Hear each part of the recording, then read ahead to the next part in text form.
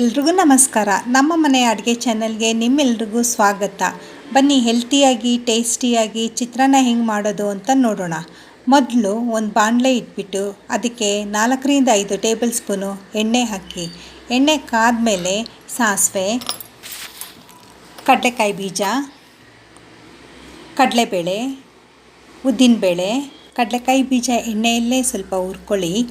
Friends, ನನ್ನ channel ಯಾರೆಲ್ಲ ನೋಡ್ತಾ ಇದ್ದೀರಾ ಸಬ್ಸ್ಕ್ರೈಬ್ ಮಾಡ್ಕೊಳ್ಳಿ, ಪಕ್ಕದಲ್ಲಿರೋ ಬೆಲ್ ಐಕನ್ನ ಪ್ರೆಸ್ ಮಾಡಿ, ಹಾಗೆ ಒಂದು ಲೈಕ್ ಕೊಡಿ, ಹಾಗೆ ಕಮೆಂಟ್ ಸೆಕ್ಷನ್ನಲ್ಲಿ ಕಮೆಂಟ್ ಮಾಡಿ.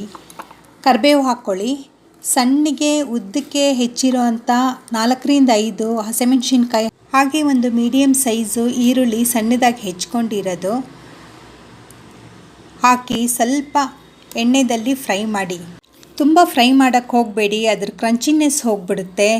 ಸ್ವಲ್ಪ ಅರಿಶಿನ ಹಾಕ್ಕೊಳ್ಳಿ, ಹಾಗೆ ರುಚಿಗೆ ತಕ್ಕಷ್ಟು ಉಪ್ಪು ಹಾಕಿ. ಉಪ್ಪು ಹಾಕಿದ ನಂತರ 1-2 ನಿಮಿಷ ಒಗ್ಗರಣೆದಲ್ಲೇ ಬಿಡಿ. ನಂತರ ಇಲ್ಲಿ ನಾನು ಬಿಳಿ ಅನ್ನವನ್ನು ಬಿಡಿಯಾಗಿ ಮಾಡಿ ಇಟ್ಕೊಂಡಿದ್ದೀನಿ. ಅದನ್ನು ನೀವು ಈ ಒಗ್ಗರಣೆದಲ್ಲಿ ಹಾಕಿ, ಒಂದು ಲಿಂಬೆಹಣ್ಣಿನ ರಸವನ್ನು ಅದಕ್ಕೆ ಸೇರಿಸಿ, ಹಾಗೆ ಕಾಯಿ ತುರಿ ಸಹ ಅದಕ್ಕೆ ಸೇರಿಸಿ ಈ ಎಲ್ಲ ಪದಾರ್ಥಗಳನ್ನು ಹಾಕಿ ಚೆನ್ನಾಗಿ ಮಿಕ್ಸ್ ಮಾಡಿ. ಜೊತೆಗೆ ನಿಮಗೆ ಬೇಕು ಅನಿಸಿದ್ರೆ ಸ್ವಲ್ಪ ಕೊತ್ತಂಬರಿ ಸೊಪ್ಪು ಹಾಕ್ಕೊಳ್ಳಿ.